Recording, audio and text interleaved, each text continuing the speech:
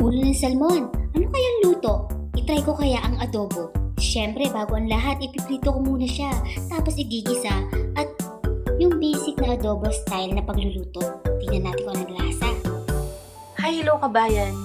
Bale, kung kanina nagluto ako ng adobong salmon, ngayon naman magluluto ako ng pansit na may sardinas. Bale, kanina yung adobong salmon, pinirito ko muna yung salmon saka yung version ng adobo kung paano mo gawin yung adobo, yun lang. So, ipapakita ko sa iyo mamaya yung final na ginawa ko sa adobo. Ngayon naman, magpiprepare ako ng para sa pansit na may sardinas. Ito nga pala yung natitirang vegetable dyan sa loob ng rep. Masisira kaya lulutuin ko na. So, syempre may bawang at sibuyas tayo. At gagamitin ko yung liko and ito, yung natitirang pansit bihon. So, try natin. Guys, kung mapapansin nyo na nakaipon ako ng Seafood Express, nakuha ko to nung kumain kami sa Seafood Express, tapos tinake out ko tong disposable apron. Pwede ko naman siyang gamitin dito. Gagamit-gamit naman pag nagluluto ako. Kadalasan, weekly lang talaga ako nagluluto. Kadalasan si Raymond na nagluluto. So, pag nagluluto ako, weekly, I make it sure na masarap. So, eto na. Ito yung usual pa natin, nagigisa.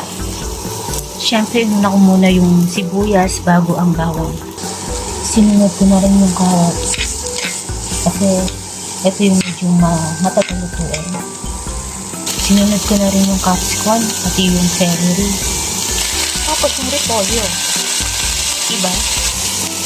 Ayan, hindi ko siya ganong niluto. Bali, half cook lang siya para mamaya may initan pa siya. So, hindi siya talaga malalata. Tatanggalin ko siya sa kalan, tapos isasalang ko yung sardinas. Dito na tayo sa sardinas. Diba? Nangangamoy sardinas, pansip na. Ayan na siya. Bali, nilagyan ko siya ng paminta, magic sarap, saka patis. Ayan, nilagay ko na yung pansit. Pagkahalo ko ng pansit, nilagay ko na rin yung vegetable. So, ready na ang food para sa panghapunan. So, ngayon naman magdadaing tayo ng isda para sa pambaon ni Raymond. So, gagawin natin, hihiwain natin yung isda sa gitna para maging daing siya. Hiwang daing, I mean. So, tapos na natin siyang hiwain. Lagyan ng asin, bawang, paminta at suka. So, ito na yung finished product natin. Pansit sa gisadong sardinas at salmon naman na adobo. At ang daing na bangus. Lahat ng bagay na pag-aaralan. Sa pagluluto, kailangan lang ng maraming pagsasanay. Siyempre, pag ikaw magsisimula or hindi ka pa talaga biyasa sa pagluluto, unti-unti lang para hindi sayang yung niluluto mo. So, yun lang po. Lahat ay napag-aaralan.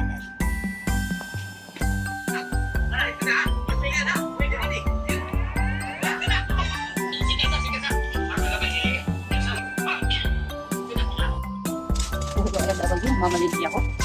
O, yan. Kailangan ko to kasi wala magbubuhat. To, si...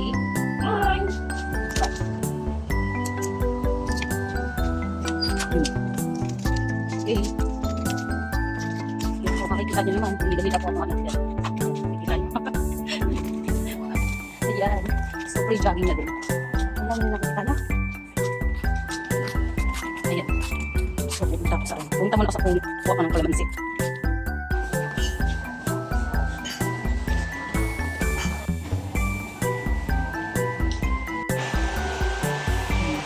Dito ka. Dito.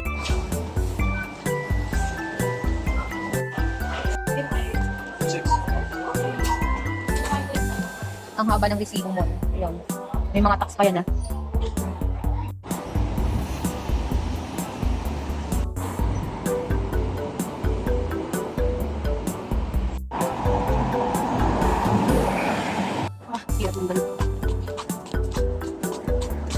Namamalengke na po ako.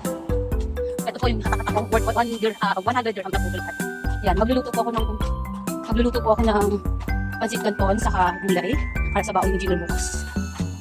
Kaya lakad ko yung papunta doon. Magsi 7:20 na pababa na rin yung araw. Ito na, nakapit na ako. Yun na, 7:20 na dito. And then, yun na. Pinumakat ko ito, kalukatan na. Kunti pa.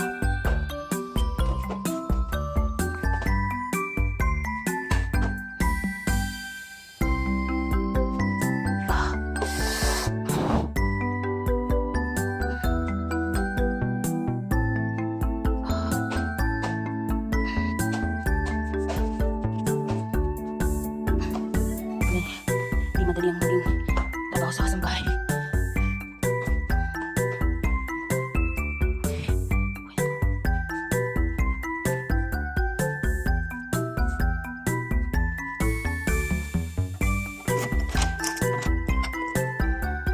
Luluto na ako.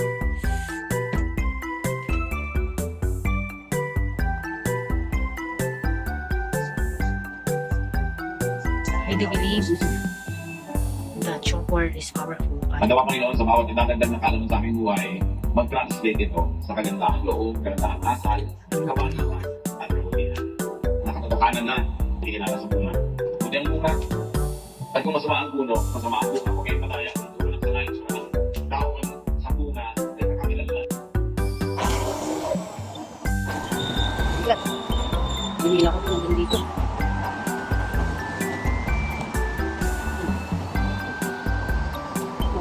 Mamalengke.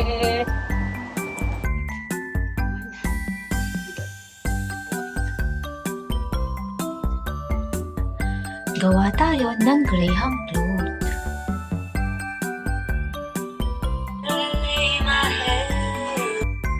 So, gagawa tayo ng Mango Graham. Mango. Condensed milk. Of course, cream. May lemon na konti.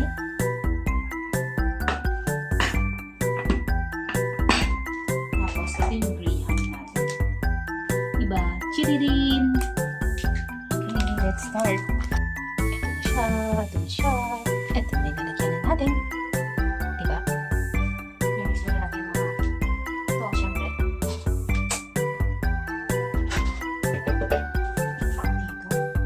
Run!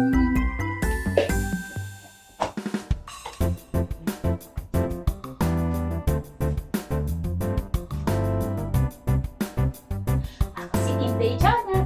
Gagawa tayo ng Mango Graham. Tining, tining, tining, tining, tining. Ito.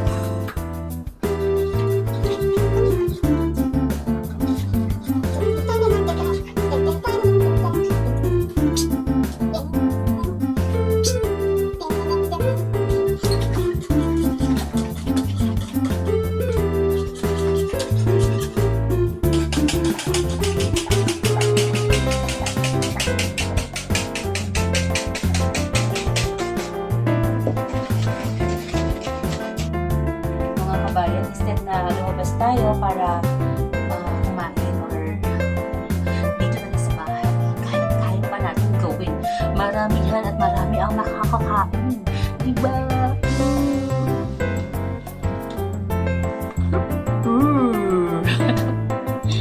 Yes! But my best is good.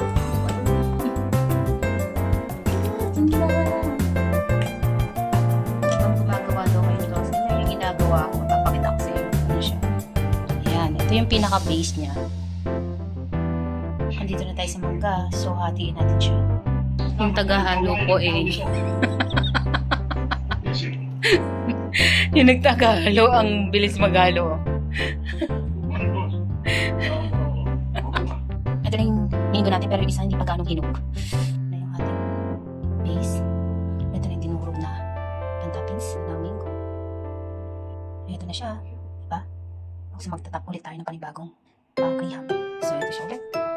Magtatap ulit tayo ng panibagong toppings. Hindi ko napakita sa inyo yung mango, pero ito, tinapin lang. So nagbigay ulit ako ng cream mixtures natin. Ayan. Ayan na. So, final na to. Lagyan natin siya ng another cream. And then, ilagay na natin to. Tapos siya natitira. Siya. So, natin siya garnish. Hindi ba mas makulay siya? Hintayin natin. Lagyan natin siya sa rep.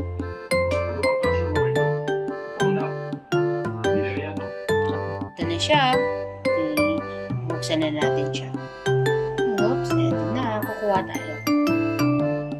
Okay? Ayan na siya.